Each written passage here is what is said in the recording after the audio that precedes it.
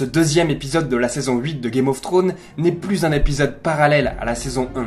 C'est un épisode d'adieu. Daenerys apprend de Jaime que l'armée de Cersei ne viendra pas. Il avoue son plan qui consiste à attaquer avec 20 000 soldats les éventuels survivants. Il confiera à Bran que ce n'est plus le même homme, un homme qui l'avait balancé du haut d'une tour en prononçant ces choses que l'on fait par amour. Bran lui rappellera cette phrase. Mais comme je l'avais dit dans l'épisode précédent, Bran ne lui en veut pas, parce qu'il n'est plus un simple Stark, mais bien plus. La corneille a 3 yeux, et ça c'est super important. Tout le monde se dit d'accord pour accueillir Jaime.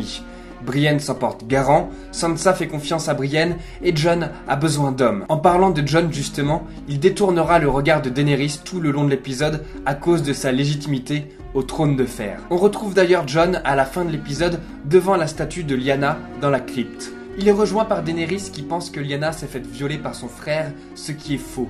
Et Jon lui révélera qu'il est en réalité un Targaryen et donc prétendant au trône. Daenerys l'a mal pris évidemment et trouve étrange que ce soit le frère et le meilleur ami de Jon qui lui ait raconté cette histoire. Cette scène fait écho à celle entre Sansa et Daenerys un peu plus tôt dans l'épisode. Sansa demande à la mère des dragons ce qu'adviendra le Nord après la guerre, parce que le Nord ne veut plus se soumettre à un roi ou une reine, et ça Daenerys n'aime pas l'entendre. Jorah fait en sorte que les erreurs de Tyrion concernant sa sœur lui soient pardonnées. Daenerys doit l'absoudre de ses péchés. Jorah cherchera même à protéger Tyrion de la guerre, puisque plus tard dans l'épisode, on apprendra que Tyrion n'ira pas combattre et ira dans la crypte. Daenerys a besoin de lui vivant. C'est un piètre combattant, mais un véritable stratège et bon conseiller. Gendry finit par fabriquer l'arme que lui a demandé Arya. Il s'agit d'une sorte de lance avec du ver dragon à l'extrémité. Et à mon avis, cette lance agit comme un fusil de Tchekhov. C'est-à-dire que l'arme sera très importante par la suite et ils ne peuvent pas passer autant de temps à son propos si ce n'est pour s'en servir. Notre théorie à propos d'Arya et Gendry se confirme. Les deux maisons, Stark et Baratheon, se sont liées comme le voulait Robert. J'ai un fils, tu as une fille, joignons nos deux maisons. Ils couchent ensemble comme si c'était leur dernière nuit. Et c'est exactement ça le thème de l'épisode. C'est comme si c'était la fin ou la conclusion de plusieurs cercles d'intrigue. Arya et Gendry donc, mais aussi Theon et Sansa qui se revoient enfin dans une scène très émouvante où Sansa au bord des larmes se jettera dans ses bras. C'est la réunion entre Jon et la garde de nuit, ou ce qu'il en reste, sachant qu'ils ne sont plus que 3. Ils diront « C'est ainsi que ma garde commence ». Ce n'est plus au mur, mais sur les remparts de Winterfell. On peut aussi parler des couples Tyrion-Jaime et Brienne-Jaime. Ces personnages sont réunis dans une très longue scène mêlant humour, symbole, espoir et désespoir. Le calme avant la tempête. C'est peut-être paradoxalement une des scènes les plus amusantes de Game of Thrones. Tormund cherche Brienne, les personnages boivent, blaguent, tout le monde se retrouve et ils savent pertinemment qu'ils ne passeront pas tous la prochaine nuit. Tyrion espère encore gagner la guerre, ce qui fera sourire Podrick et Davos. Il n'y croit pas.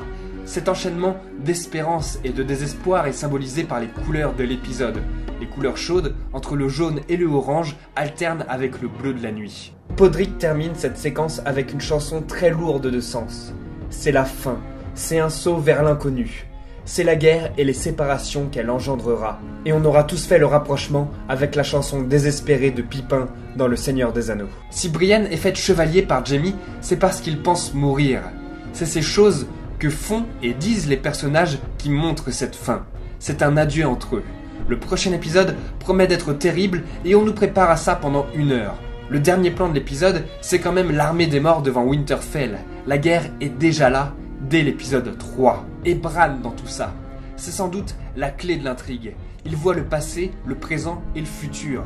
Et il se propose de servir d'appât pour faire venir le roi de la nuit assez près pour le tuer. Parce que les morts n'obéissent qu'au roi de la nuit, et si celui-ci meurt, ils auront peut-être une chance. S'il y a une phrase à retenir de l'épisode, ce sera « Mais comment savez-vous qu'il y aura un après ?» Pour beaucoup, ce sera la mort, et je pense que Bran en a conscience. C'est pour ça qu'il se propose de faire l'appât à l'aide de Théon. Il veut prendre le risque de se sacrifier pour que le roi de la nuit se fasse tuer, pour que les autres vivent. Nous avons donc une théorie. Il sait certaines choses du futur, mais il ne dit pas si les vivants vont gagner ou perdre. Sans doute parce que sa solution, c'est son sacrifice et que personne ne l'acceptera. Il y a peut-être un lien entre le roi de la nuit et Bran, et aucun d'eux ne peut vivre tant que l'autre survit, mais ce n'est qu'une théorie. N'oublions pas que l'auteur des livres nous a promis une fin, je cite, douce, amère. ce ne peut pas être totalement joyeux ni totalement triste. Et c'est en ce sens que beaucoup de personnages principaux mourront. Mais pour l'instant, tout le monde est encore en vie. Pour l'instant. Voilà, n'oubliez pas de vous abonner pour ne rater aucune future vidéo. Si vous avez apprécié cet épisode, je prendrai un petit pouce vers le haut avec plaisir. Et si vous avez quelque chose à ajouter ou une théorie, je suis prêt à vous lire dans les commentaires. Ciao!